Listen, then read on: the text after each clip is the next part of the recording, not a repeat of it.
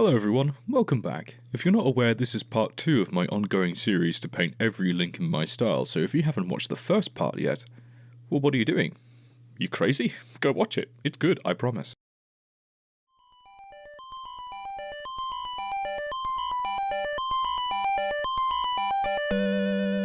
Now last week I said I was going to move on to Zelda 2, and naturally I thought that in order to give you an honest perspective of the game, I decided to boot it up and give it a go.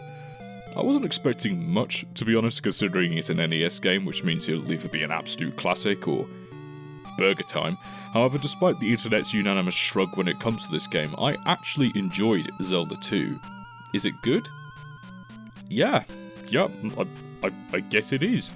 Is it great? No. No, it is not. Is it fun? Depends. On what?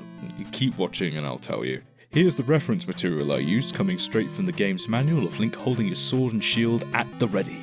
Of course he is mid-combat because Zelda 2 is defined by its combat. Miyamoto, the designer of the original game, wanted the sequel to have more involved combat, and that idea was the crucible for the whole game.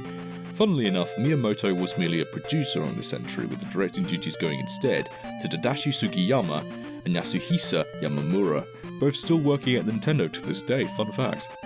I struggled with getting the right pose because I wanted Link to be low and tightly wound like he's going to pounce. I really wanted to communicate the contortion of his musculature as he gets ready to fight. He's tensed up and determined, far more action hero than the last painting.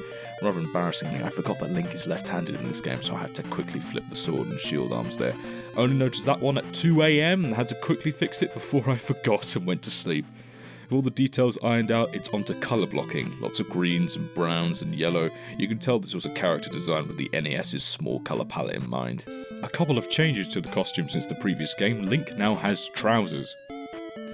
And that's mostly it. He has a new sword and shield based on the manual artwork, but since it's the same Link from the original, it makes sense that he pretty much looks the same. And while the painting portion gets underway, let's finally answer the question: is Zelda 2 fun? I'd say yes, if you like a kick in the balls sometimes, because this game is hard, like seriously hard.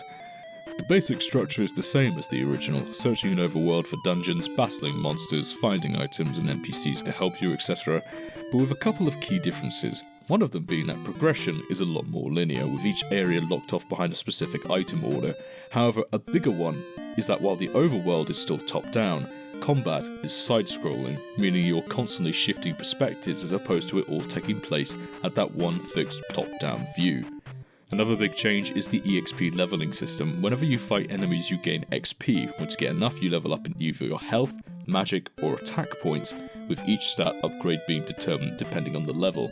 This might seem pretty alien to Zelda fans who prefer collecting their upgrades through exploration, but here, the JRPG type leveling system works because of the game's greater focus on combat. Link can now duck, jump, slash, down thrust, block, even use spells to boost your defense, jump higher, even heal yourself, which is good because you can't find healing items from either the enemies or the overworld in this game. Positioning and timing really matters. Every hit has to be earned. It adds a lot of complexity, but also means you have a lot more control in how you attack the enemy, and so mastery becomes a lot more satisfying. It also means that enemies are now ever so slightly bullshit.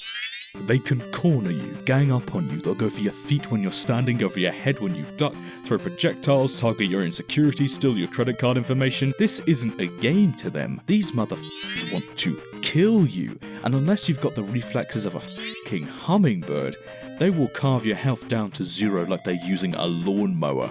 And because this is an NES game, of course it has lives, and not many of them. It doesn't matter how far through the game you get or how deep into a dungeon you are, if you lose your lives, those few precious lives that you cannot replenish, you go all the way back to the start of the game. And because the game is more linear than the last one, with no fast travel whatsoever, that means venturing the same path, defeating the same enemies, trying to ration your health and magic until you finally get back to where you were. That's why I don't recommend this game unless you're using save states, because honestly, despite how fun the actual gameplay is, the live system makes it almost unplayable. I'm sorry, this is an art channel, I promise.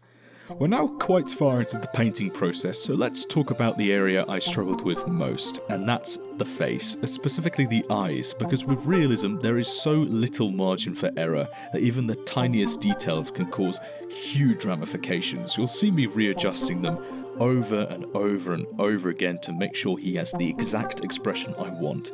Just kind of staring into the middle distance. Almost every pixel counts. We as a species are hardwired to recognise faces, and even a slight mistake can pull your piece straight into the uncanny valley if you're not careful.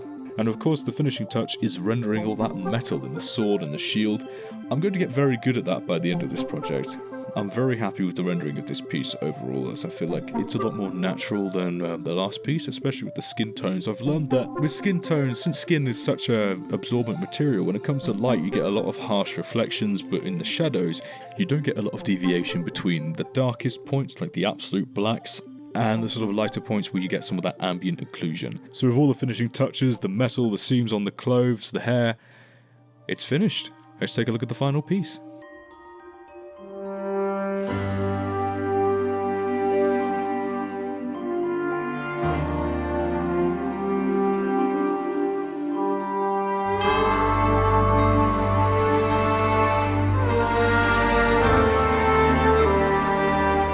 I am very happy with this one. It's turned out exactly as I hoped and more. It really buoys my confidence to see how the rest of the series progresses, because I think it's really going to...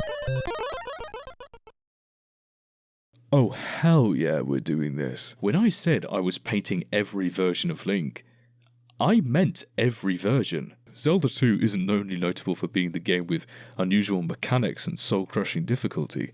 This is the game that introduced one of the most infamous bosses in the whole series, Dark Link. An apparition created as the final test in Link's adventure, and a pain in the ass to beat. Well, unless you get into the corner and crouch stabbing him to submission. But still, with a design like this, how could he not become an enduring enemy? Starting off, the predominant idea was making this a mirror image of Link with a far more exaggerated pose. I wanted it to almost feel unnaturally curled and twisted, kind of awkward and uncomfortable, anything to make it seem more inhuman. Of course, this meant trying to find a pose with a line of action that both looks good in an anatomical sense, but not too realistic, if that makes sense.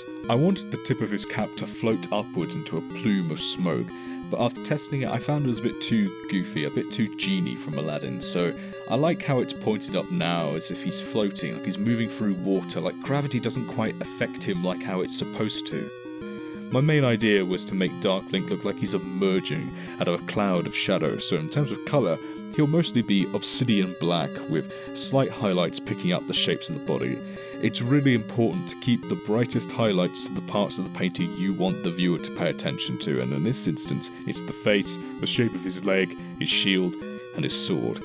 You can see me smudging the edges of his body, giving him that sense of not really being there, like he's shifting in and out of shape, like the darkness is seeping off of him. As for his face, rather than contort it into a snarl or a glare, I want him to look completely neutral, no personality whatsoever. I think it's creepier to imply that this is merely a puppet with no thought or feeling, just a cold, unyielding subservience to its one goal, which is to kill Link. By that measure, you need only 2 pinpricks for its eyes, just enough to imply that there's something there glaring out at you from the darkness, but not enough to really make them out clearly.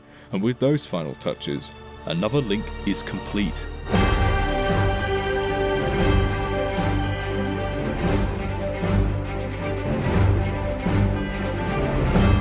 So that's 2 paintings for 2 Links, both belonging to the same game. That is a precedent I will happily honour as we go forward, because Link has so many alternate forms and transformations throughout the series that I couldn't limit them all to just 1 painting per entry. And that does mean I will be dipping my toe into the more obscure versions of Link, even the ones that aren't explicitly called Link, so look forward to that.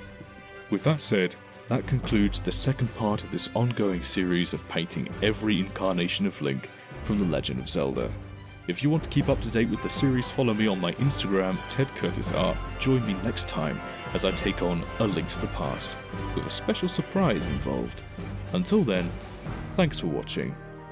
Have a nice life.